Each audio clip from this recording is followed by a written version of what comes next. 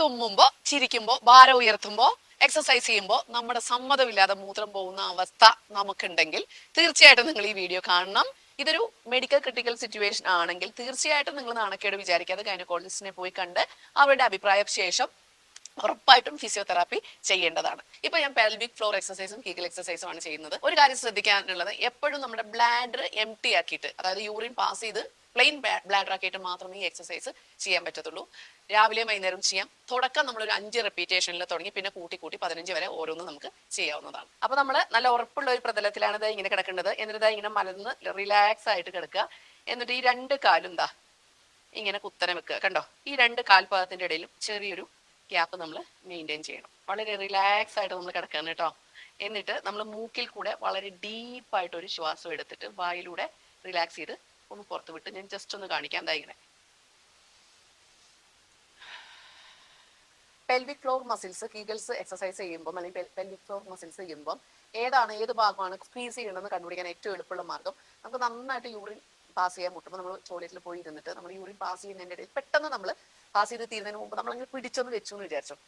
അതായത് കംപ്ലീറ്റ് ആവാതെ നമ്മൾ യൂറിൻ ഒന്ന് പിടിച്ചു വെച്ചാൽ ഏത് ഭാഗത്തെ മസിൽസ് ആണോ ടൈറ്റ് ആയിരിക്കുന്നത് ആ മസിൽസ് ആയിരിക്കും പെൽവിക് ഫ്ലോർ ഏരിയ. മലർന്നു കിടന്ന് കാലുകൾ കുത്തനെ പൊക്കി വയ്ക്കുക. ഡീപ്പായി മൂക്കിലൂടെ ഇൻഹേൽ ചെയ്യുക, അതായത് ശ്വാസം എടുക്കുക. ആ സമയത്ത് പെൽവിക് ഫ്ലോർ ഏരിയ വളരെ ലൂസായി, അതായത് റിലാക്സ് ആയി വിടുക. വായിലൂടെ ശ്വാസം എക്സേൽ ചെയ്യുമ്പോൾ, അതായത് പുറത്തേക്ക് വിടുമ്പോൾ പെൽവിക് ഫ്ലോർ ഏരിയ സ്ക്വീസ് ചെയ്ത് പിടിക്കുക. ഇങ്ങനെ 10 തവണ ചെയ്യാം. ഫസ്റ്റ് എക്സസൈസ് ആയി. ഇനി second one. Pelvic floor squeeze ചെയ്തുകൊണ്ട് തന്നെ നമ്മുടെ ഹിപ്പ് ബെഡിൽ നിന്നും പൊക്കുക. എന്നിട്ട് നോർമൽ പൊസിഷനിലേക്ക് കൊണ്ടുവരിക. തിരിച്ചെത്തിയതിന് ശേഷം മാത്രം പെൽവിക് ഫ്ലോർ റിലാക്സ് ചെയ്യുക. ഹിപ്പ് ഉയർത്തി താഴെ എത്തുന്നത് വരെ പെൽവിക് ഫ്ലോർ സ്ക്വീസ് ചെയ്ത് വെക്കാൻ ശ്രമിക്കണം എന്നാണ് ഈ പറഞ്ഞതിന്റെ ചുരുക്കം. ഇതൊരു 10-12 തവണ നമുക്ക് ചെയ്യാം. ഇനി മൂന്നാമത്തെ എക്സസൈസ്. ശ്വാസം നമ്മൾ ഉള്ളിലേക്ക് എടുക്കുമ്പോൾ പെൽവിക് ഫ്ലോർ സ്ക്വീസ് ചെയ്ത് പിടിച്ചുകൊണ്ട് ഒരു കാല് പൊക്കുക, പതിയെ താഴ്ത്തുക.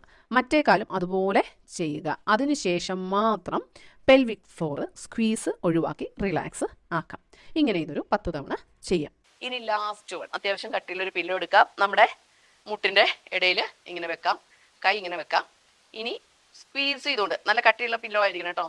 സ്ക്വീസ് ചെയ്തുകൊണ്ട് ഞാൻ ഈ മുട്ടിൽ പില്ലോയിൽ അമർത്തുകയാണ്. കണ്ടോ, ഞാൻ ഈ 2 കാൽമുട്ടും പില്ലോയിൽ അമർത്തുമ്പോൾ പെൽവിക് ഫ്ലോർ എന്ത് ചെയ്യണം, സ്ക്വീസ് ചെയ്യണം. അതാ നോക്കിക്കോളൂ.